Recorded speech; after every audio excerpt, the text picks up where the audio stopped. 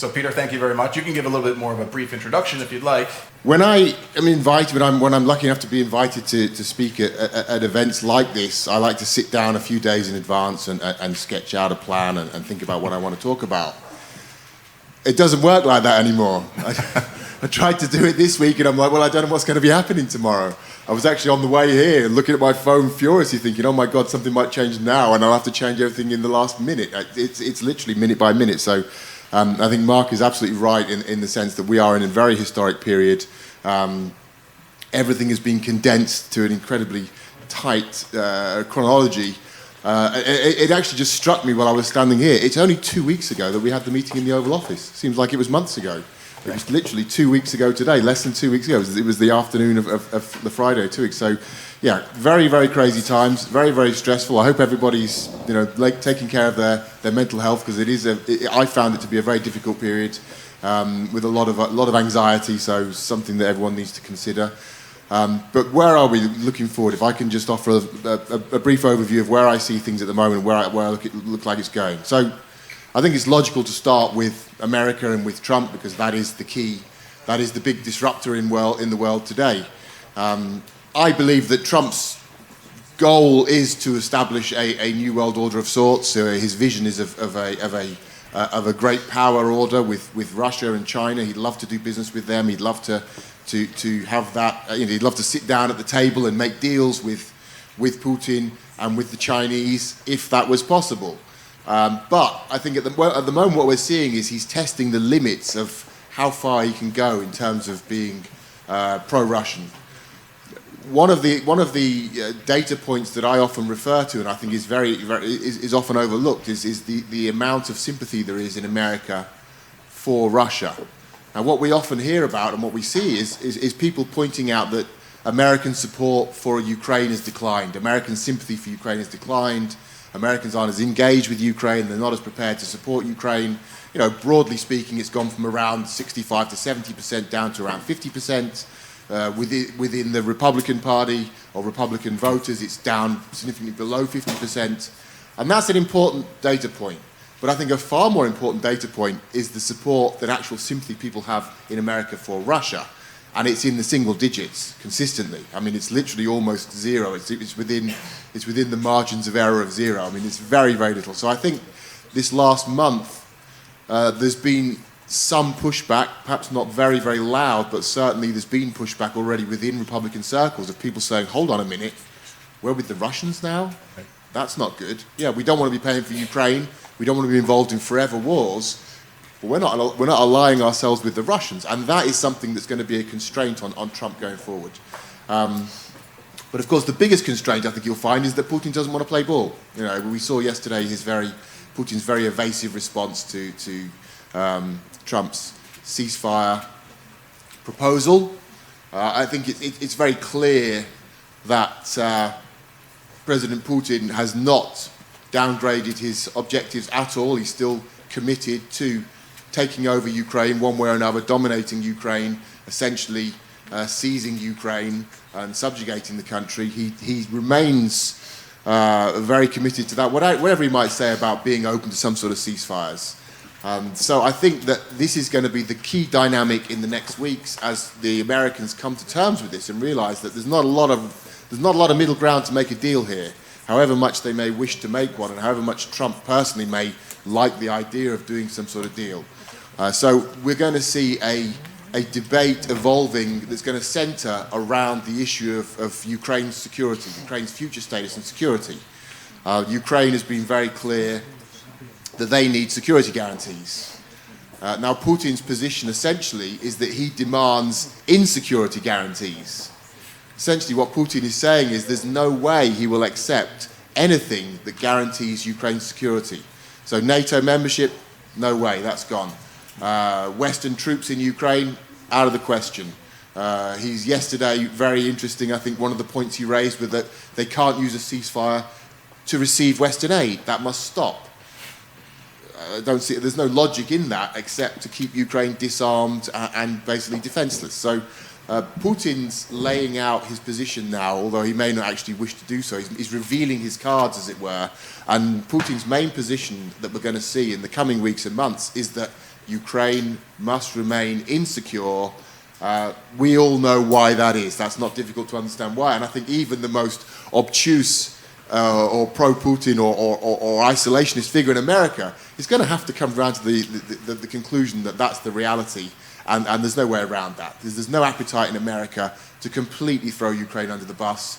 And Russia's being quite clear in its signalling that it intends to complete its conquest here. It has not taken one step back from that position. So these are the sort of battle lines that are being drawn out in these debates. I think we're going to hear, it's all going to be about security guarantees. Now, I think the key factor that's going to be played, so I think my expectation would be that America will, pretty much as the poll suggested, I mean, I certainly voted for a moderate position from the Americans. I don't think that Trump will fully pull back.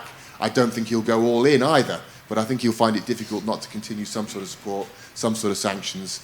That's going to be the geopolitical reality. I think the big factor here is going to be the European position. The Europeans are scared, and they have every right to be. They're very right to be. Now, as a Brit, I am not inclined traditionally to have much faith in European militaries. With all due respect to my European friends and partners, we've never looked to Europe as a military force, and since World War II, I think that's been the case, more or less. But things are changing. We are in a different reality now, and the Europeans know it, and crucially, the Germans know it. Now, I think that's going to be absolutely central.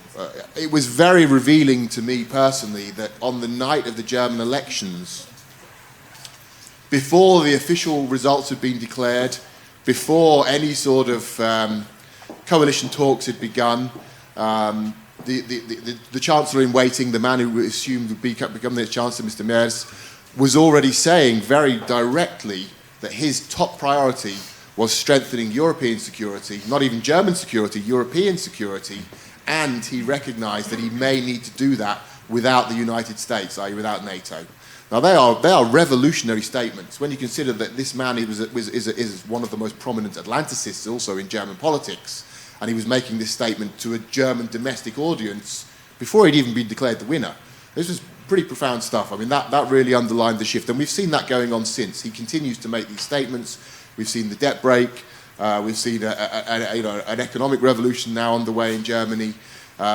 Just saw this morning that Rheinmetall his capitalization has overtaken Volkswagen, VW, which I think also is a very, very symbolic moment to show the way it's going. The Rheinmetall's value has tripled since January, since Trump took returned to the White House. So again, very profound changes. I think we may well see a situation where one of Putin's great so-called inadvertent achievements, he united Ukraine, he's expanded NATO, and now he's revived the German war machine, which is pretty profound and pretty amazing achievements, really, which no one would have believed possible even a few months ago. He's been helped in that by Mr. Trump, of course, but still remarkable own goal from the Russian side. So I think looking very broadly across the horizon, the situation is extremely dangerous, of course, and challenging, but Ukraine's position, I think, is strengthening in some respects. Certainly the Ukrainian military-industrial complex, Ukraine's potential to produce is expanding. We're going to see Europe, in particular, investing a lot more in Ukrainian companies that are developing different aspects, different military-industrial kit, weapons, and especially tech kit, drones, etc. The European position is changing day to day and becoming much, much stronger in support of Ukraine. Now, when Europeans talk about their having to defend themselves and knowing that America no longer protects them, they all understand that it makes a lot more sense to defend themselves in Ukraine than to wait for the worst to happen and then face a Russia which would be greatly strengthened by the conquest of Ukraine, militarily, economically, industrially, politically. So I think Europe can actually be counted on, despite my jokes. I think Europe can be counted on in ways that it hasn't been counted on for decades. That's going to be a key factor looking forward. And I think the Americans, although I wouldn't certainly want to count on them now, in fairness, I think they will probably most likely remain quite solid. So A challenging year ahead, but certainly not as desperate as things may have looked a month or so ago. Thanks, Peter. That's great. I mean, the picture you're painting is actually Russia's nightmare scenario. A strong Europe, U.S. support, and a robust Ukraine, right? So it could be extremely problematic for the Kremlin. Oleksandr, thank you. Curious to hear your thoughts of where things are going. Well, we're witnessing really tectonic shifts in global politics and geopolitics, and sometimes it reminds us Cold War. Yes, three key players or great powers. At that time it was China, People's Republic of China, Soviet Union, and the United States. Now the situation has changed because we have a dominance of China, Russia as its junior partner, and maybe turning into vassal of China or economic colony, maybe in the future. And the United States. But the only difference which I would like to mention that Russia has stopped being a great power. Because how can you be a great power when practically part of your territory, chunk of your territory is under control of the foreign troops? You know, so, and this is one of the outcomes of this unfolding war, that Ukraine has defeated Russia strategically, and now the whole world sees that Russia is not a great power anymore. But when we're talking about these dramatic shifts, the key question and an interesting question for us is what is Trump? Is it an aberration, as his ex-national security advisor John Bolton claims, or is it like a climate change? Is it, we can talk about Trump's era or something like that? We don't know yet. So is it, so to speak, tornado or a climate change, something like for global politics? Well, but for us, Trump is the reality we have to deal with, we have to live with. And that's why, you know, Machiavelli, he once mentioned that there are two types of politicians, lion and fox. And Trump definitely is a lion. And, you know, we have to be a fox, so to speak. We have to be creative. We should take examples of, for example, Keir Starmer, yes, or Macron, something like that. But at the same time, I'm relatively optimistic about Trump. Well, sometimes, you know, he's kind of erratic, he's ad hoc politician, but at the same time, you never know. He's viewed as unpredictable. But to me, he's quite predictable. He just wears this mask of unpredictability, you know, because it improves his field for maneuver, so to speak. But to understand him, I think it's worthwhile to read his interviews or his autobiographies or his books. He views himself as an artist of deal making. And he has very big ego. You know, we should take it into consideration when dealing with Trump, that because he's a very ambitious person, to put it mildly. At the same time, he describes in very simple and clear terms his kind of strategy. He says that I aim high and then I press and press and press. So this is his style, and that's why we should interpret it this way. He's very kind of unconventional, sometimes weird statements with regard to Canada, Greenland, and so on. On the surface, it looks shocking, but in reality, it's part of his deal making. And how to deal with him? Yes, of course, we should take into consideration his ego, his ambitions. In some of my interviews, I say that he has a choice, either to go down in history as a new Neville Chamberlain or a new FDR, Franklin Delano Roosevelt. I was a little bit taken aback by his inaugural speech, in which I understood from it that his role model is President McKinley. To me, it's quite a strange choice. I would think that for him it would be more preferable to take as a role model Theodore Roosevelt, you know. But for some strange reason, maybe because he thinks that he takes as an example of tariffs, protectionism, and territorial expansionism. Maybe for this reason. But we're living in a truly unpredictable situation right now, but it means also that for us, Trump is not only a challenge, it might be an opportunity.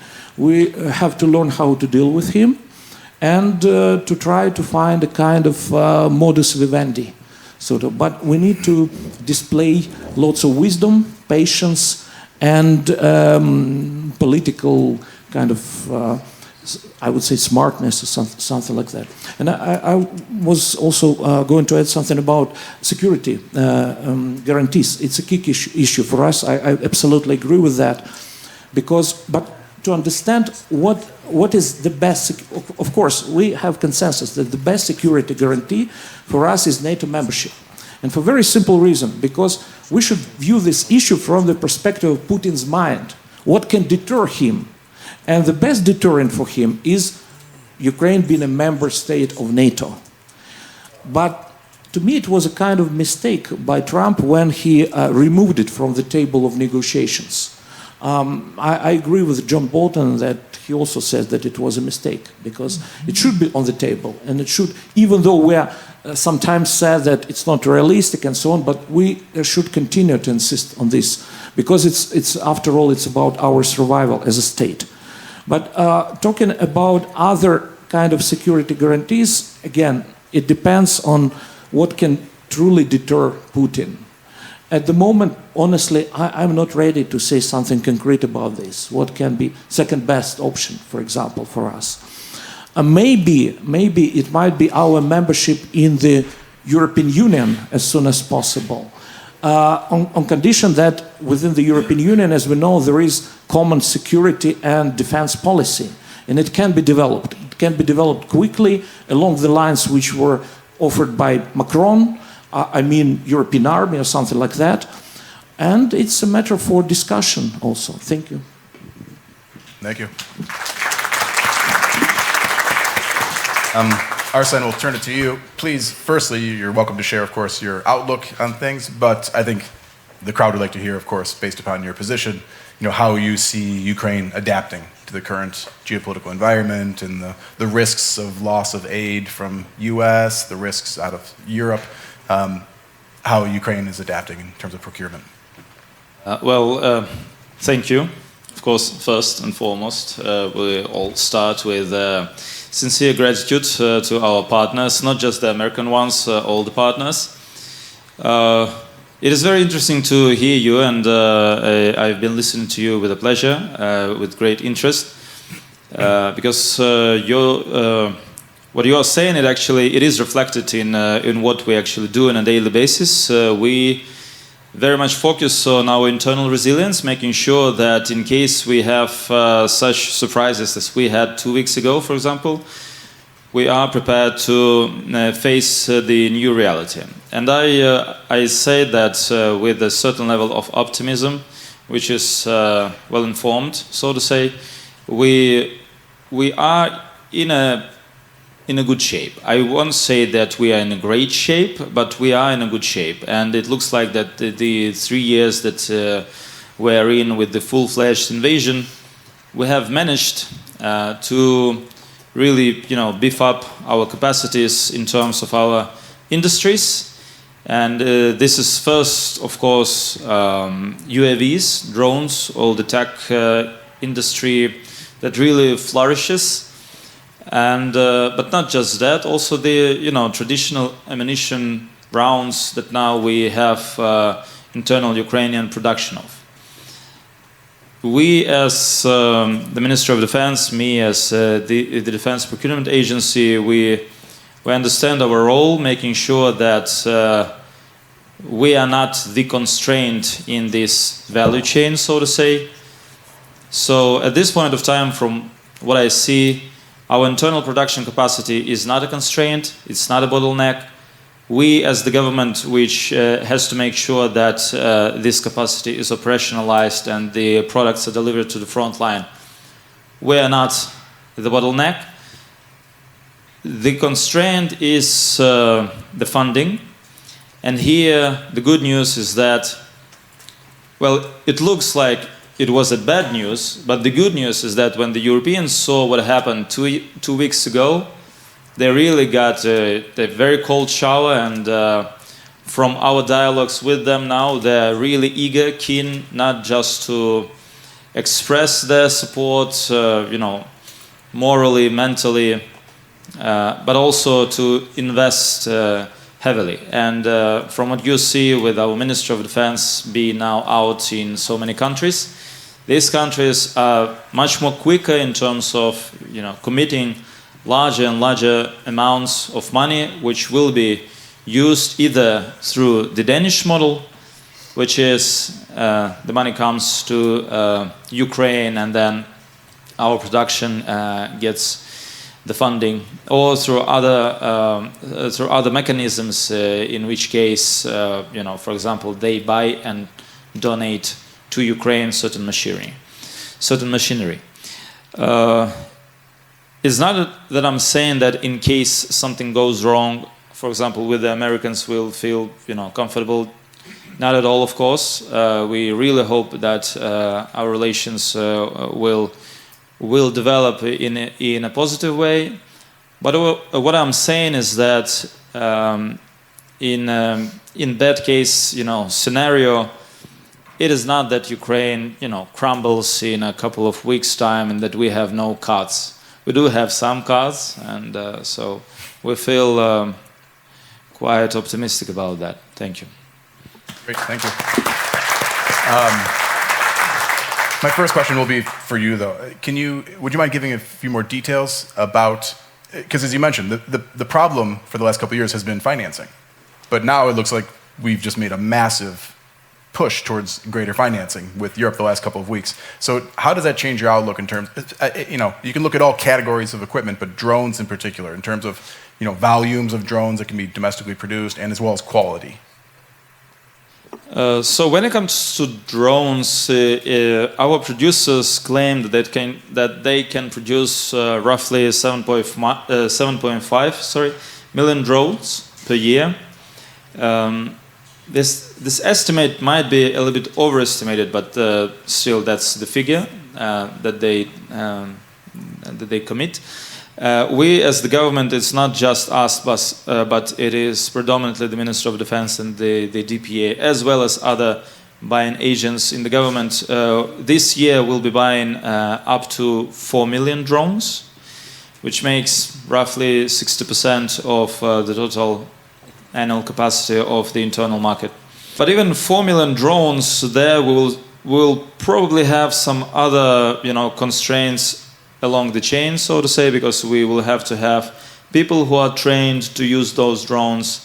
We'll have to have, and we are now thinking it through with our partners and counterparts, how to make sure that the maintenance is there, that the services repair is there, that it is handled in a more systemic way, so to say.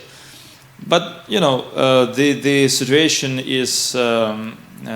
is quite favorable in terms of drones. We do have an advantage and upper arm when it comes to the enemy. Now with the Europeans stepping up with the funding, it looks like the situation will be improving. They did have some concerns with those narratives that Ukraine cannot handle large amounts of money without getting corrupt or something like that. But from what we at DOT before that's state operator for non-lethal acquisition, which I was a manager for before that. Now at this position we are 100% open. We're zero tolerant to corruption. We do have a supervisory board which will be re-established quite soon. And actually, from what I hear and read sometimes, from how some practices are built in the West, if we compare apple to apple, I don't think that the comparison necessarily will not be in our favor. Okay, so the Europeans, they also understand that. Now it's not a time for just hot air talk about some things that don't really matter and nobody really sees the evidence. It is the time to actually do the job, because our lives are at stake, and not just our lives but lives of our children and the generations to come. Thank you. Thank you. Oleksandr, my question would be for you. Peter had mentioned he's pretty confident in continued U.S. support, European support, and then I suppose the natural question would be what that means for security guarantees down the line. But could you add your views and if possible, from your maybe personal conversations and relationships with the Western partners, your views about continued U.S. European support and down the line security guarantees? Well, I've been trying myself to figure out whether Europe right now can step in and to fill this gap in case of the United States will diminish weaponry, providing weaponry to Ukraine. And there are different estimates, and different economists, different specialists give different figures about that. But I believe that Europe still can do it. And everything depends on what we refer to as a strong will or political will. Because, after all, Europe had enough time, 3 years of war, and they could ramp up their production and enough to bring it to the high level.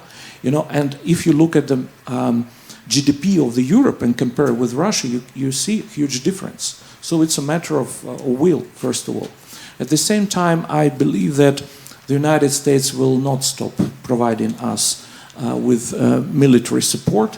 And what happened before, to me, it was not expected, honestly. And I used to bet that it would never happen, so I can be wrong. But still, I believe that the US will continue.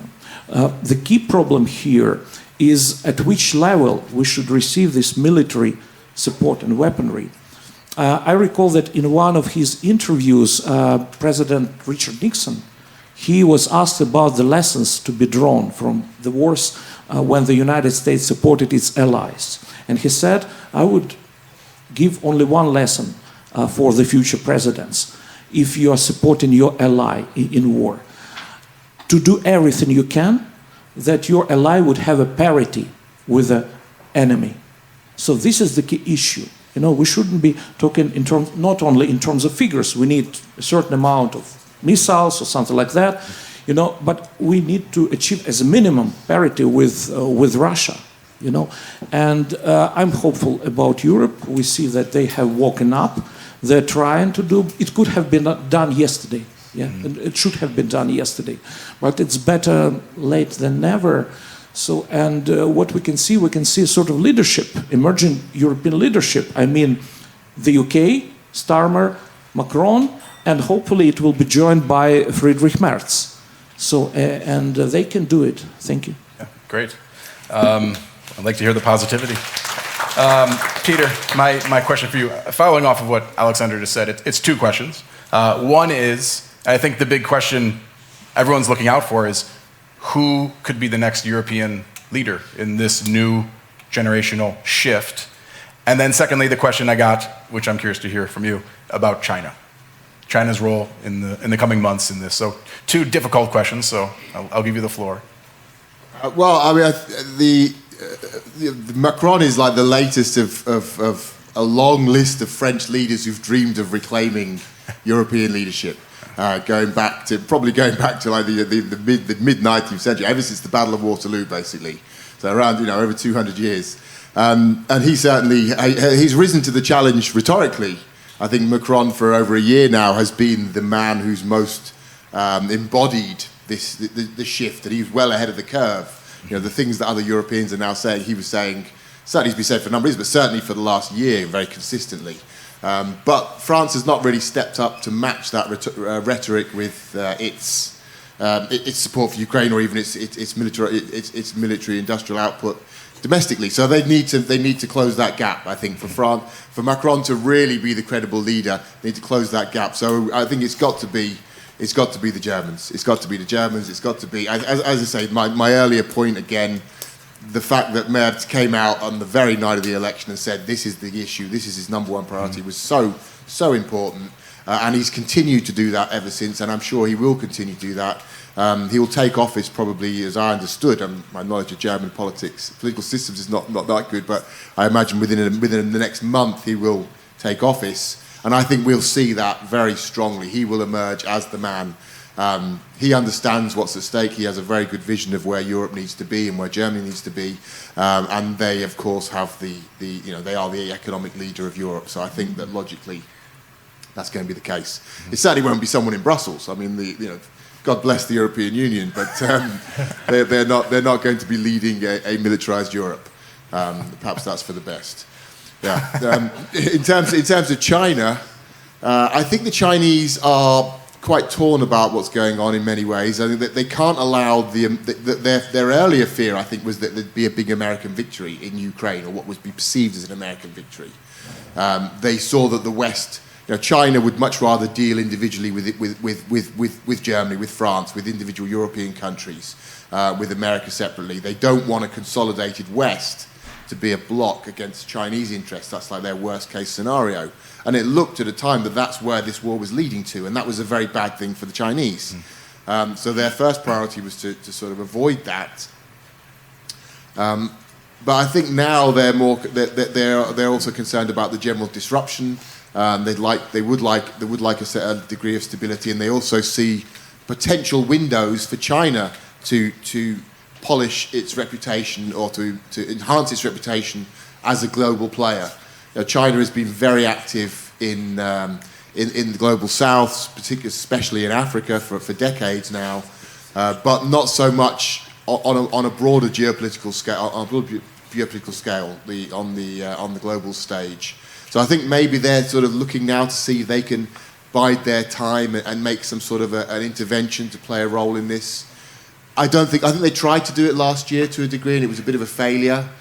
They're frankly not very experienced at dealing with Westerners on these terms, and it didn't work out very well. But maybe in the months ahead, they might look to bide their time and make that play, primarily to demonstrate that China is a major global power. But fundamentally, I don't think they're going to be a major player in the peace process. They will probably be, if we have a sustainable ceasefire, I think the Chinese will be at the very forefront of efforts in Ukraine in terms of reconstruction, which will be very interesting for the business community, and it will have huge geopolitical repercussions, ramifications. But that's more their style. They don't want to get involved into the hot war one way or the other. So that would be my perception on China. Thank you. Good. I have a final question for them, but I do want to turn it over to the audience if there's a question. I have one question as well, actually. So my name is Denis Ganja. I run a communications and JR agency called CFC Big Ideas. So my question most probably will go to Oleksandr, because I've noticed this shift going to several events. Of course, it's mostly business events that we forgot the words values, freedom, and many people are only talking transactional diplomacy, money. Of course, I'm in the room of people who are taking decisions based on profit. But isn't that some kind of a strategic wrong shift which we are making in the long term? Because for years we have been saying that this is the freedom war, that Ukrainians are dying for values. What is your position on that? Yeah, it's a great question. I've been given a lot of thought to it because, I divide diplomacy in two kinds. Well, I believe that we're talking, for example, in any country, not only in Ukraine, we have official diplomacy represented by the Ministry, for example, of Foreign Affairs. I believe that it should be more about realpolitik, it should be more about interests, defended interests, but also in the same kind of vein, I believe that there should be diplomacy of values or principles. And to me, parliamentary diplomacy should be more about diplomacy of values. Because, I believe in this narrative by President Biden that the essence of the struggle of the 21st century is about two worlds. Yes, democracy versus autocracy. And to me, values like, they're very simple values, very simple principles. It's freedom, it's human rights, dignity of person, and rule of law, of course. They're very simple. And we're fighting for these values. But the problem is that in case of Trump, it's futile to appeal to these values. He's, as it was pointed out, he's more transactional. You should appeal to his interests, economic interests. That's why we have this mineral deal, for example. Yes, it's kind of argument to persuade him. But I still believe that these two kinds of diplomacy or two foreign policies should go together. And I believe in kind of even convergence or coordination between these two kinds of diplomacies, interests on the one hand and values on the other. I personally more believe in values because I'm an international lawyer. Thank you. Thank you. Yeah, I have actually one question for Arsen. Arsen, so we've seen how the war we're fighting. So we believe that this war became the war of technology. And this is where Ukraine became a hub of drone production, right? And everyone is concerned, oh, by the way, there's so many Russians and there's so many, Ukrainians. So, I mean, Russians have a double of soldiers, maybe that, I'm just speculating.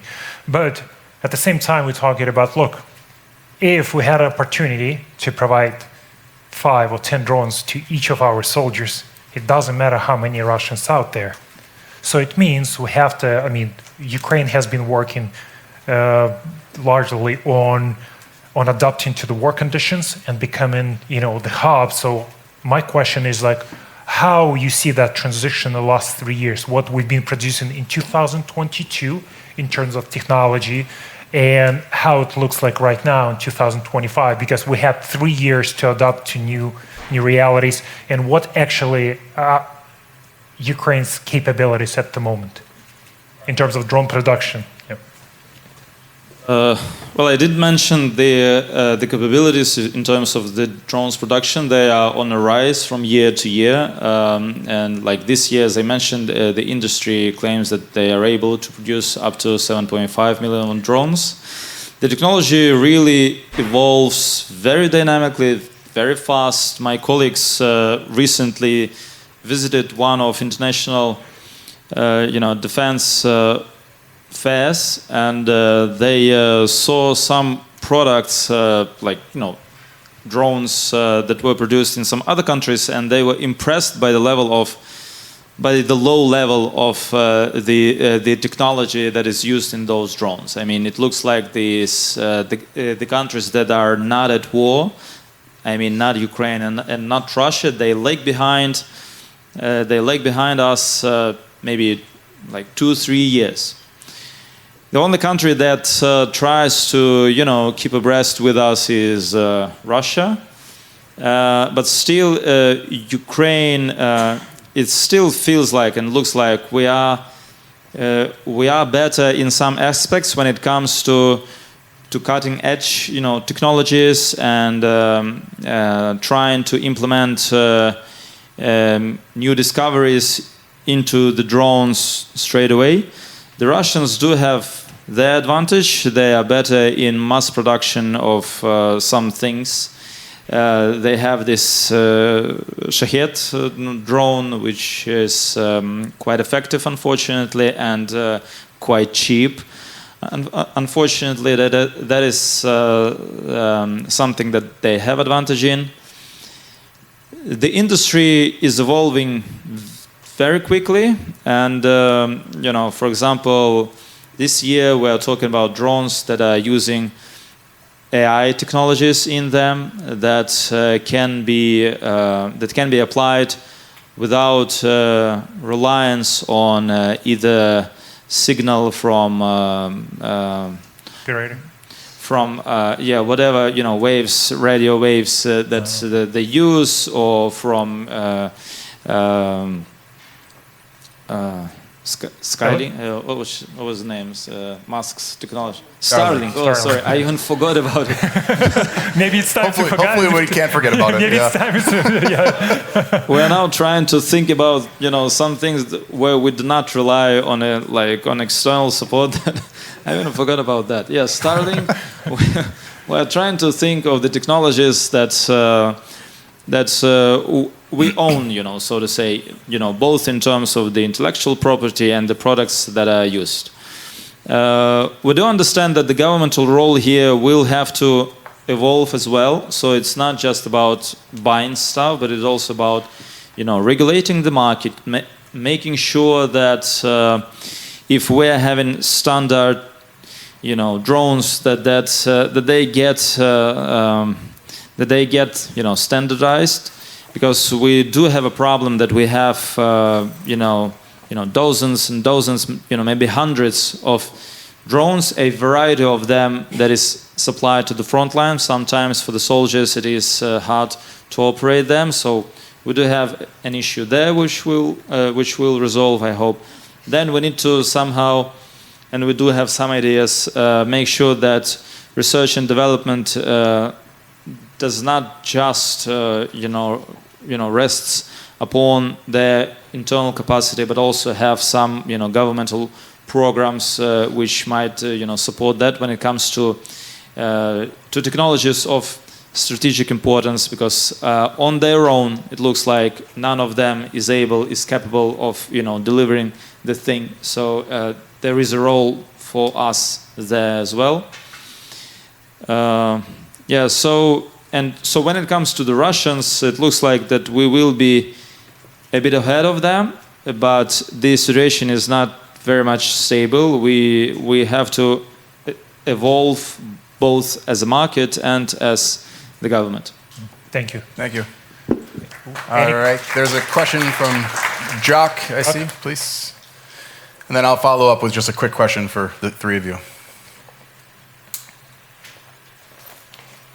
Hello, Jock Mendoza-Wilson from System Capital Management. I've got a question on probably the peace process. It's a two-parter, really.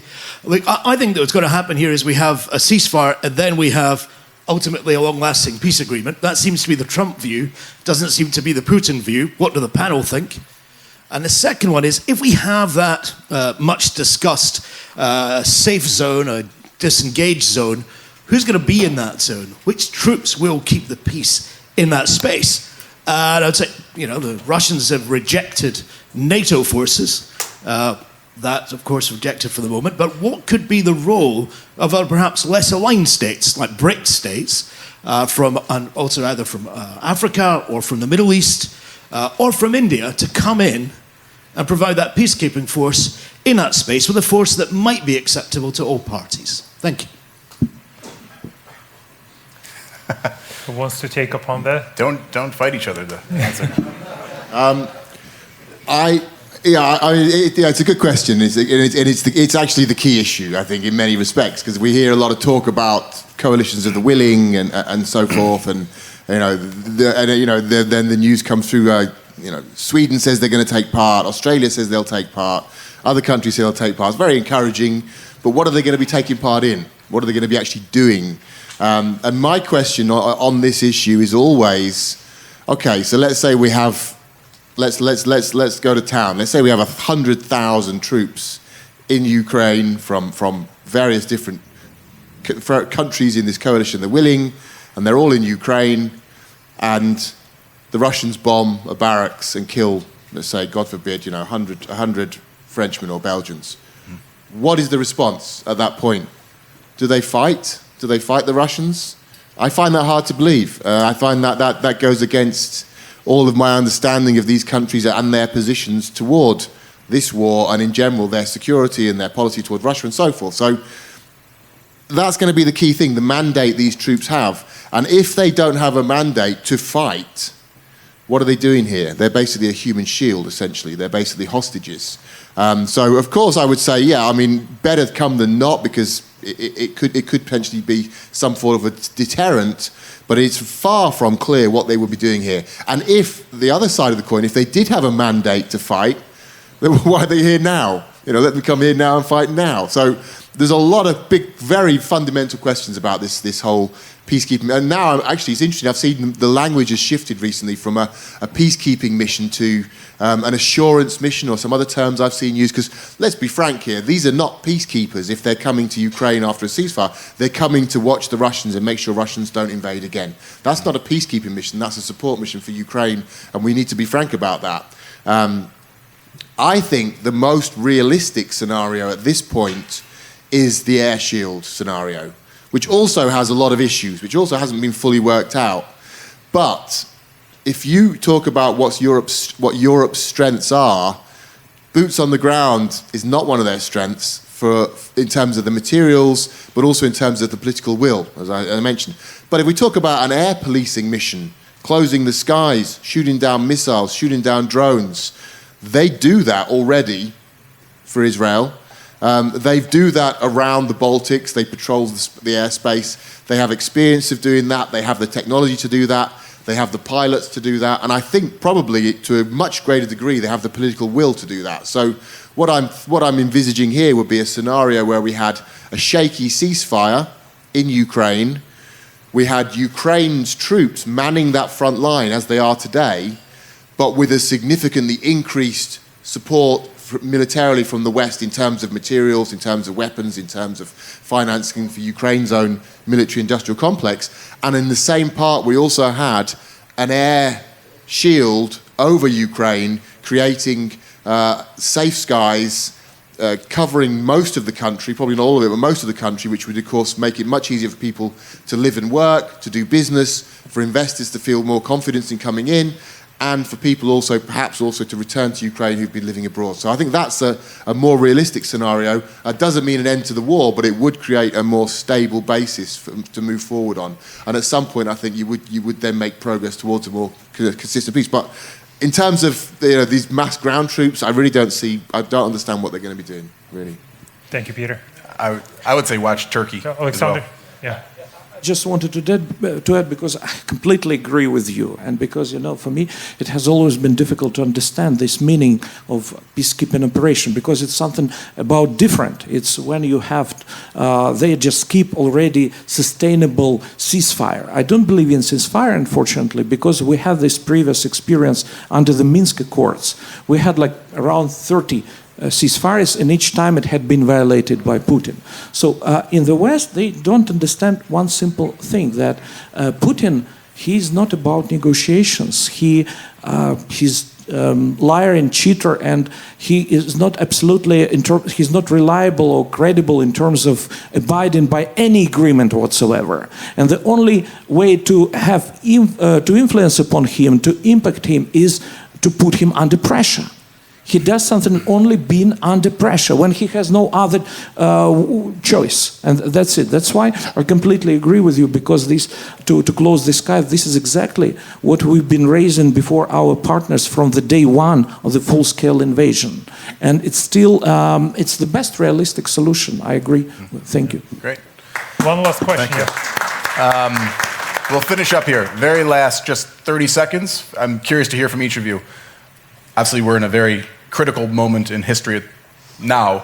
What are you watching for? What are you monitoring in the coming weeks, hours, maybe, going forward for things to shift and maybe change in a certain trajectory? Well, very short term, I would say a shift in the American position in terms of narrative, as they come to realize that Putin is not interested in doing a deal. And that's going to be a key short-term step. Great, thanks. Yes, I'll try also to be short. I wonder what will be Trump's response to the Putin's rejection of his peace proposal. I'm watching the supply chain. Okay, thank you.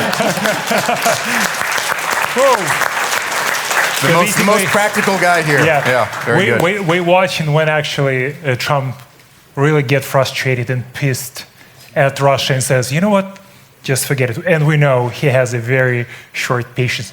Guys, round of applause to our speakers. Yes.